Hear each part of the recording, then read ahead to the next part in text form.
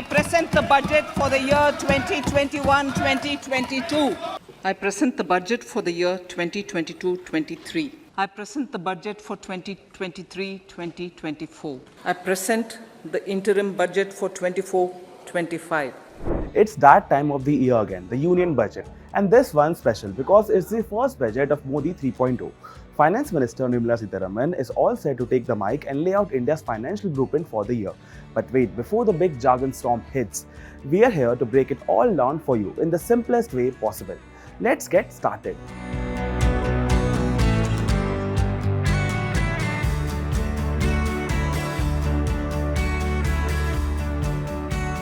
So what exactly is the Union Budget? Imagine you are running a household. You decide how much you will spend on groceries, school fees or vacation. The government does the same for the whole country, but on a much bigger scale. They decide where to spend, where to save, and yes, where to tax.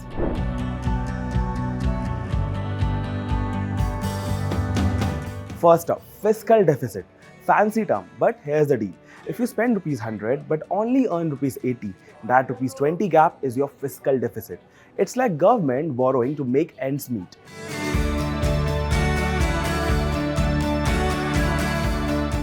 Next, revenue deficit. This one's simpler. It's the gap between government's everyday income and its daily expenses. Think of it like your salary not being enough to pay your Netflix subscription, rent, and daily chai.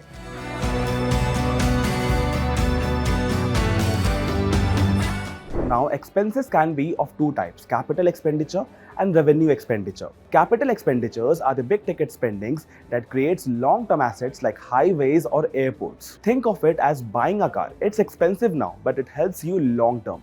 And revenue expenditure is government's routine expenses such as salaries, subsidies, and maintenance cost. It's like refueling a car, essential for day-to-day functioning, but doesn't create lasting assets.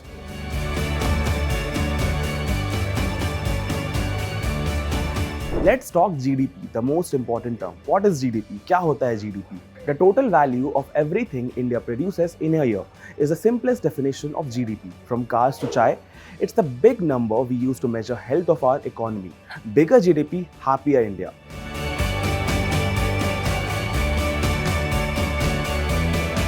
Now the spicy part, taxes. There are two types of taxes. Direct taxes, paid directly by you like income tax. Indirect taxes, paid on stuff you buy like GST. Every samosa you munch, yep, you're paying a tiny tax.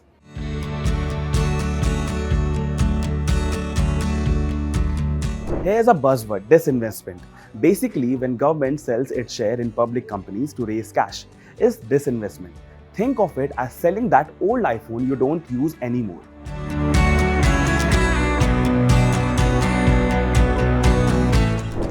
And then we have subsidies, financial help from the government to make things affordable, like cheaper gas cylinders or fertilizers for farmers.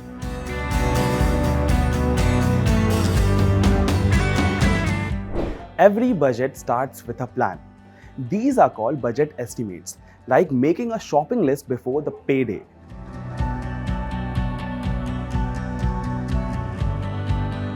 And if the full budget isn't passed on time, the government uses a temporary provision called vote on account to keep wheels turning.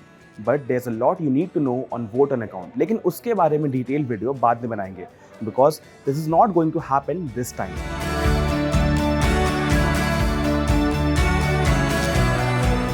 So why should you care about budget?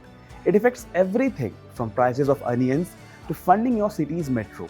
It's not just numbers, it's blueprint for India's future. So as Nirmala Sitharaman presents Modi 3.0's first budget, keep these terms in mind. Whether you are a student, a professional or a child lover, it's your money and your future.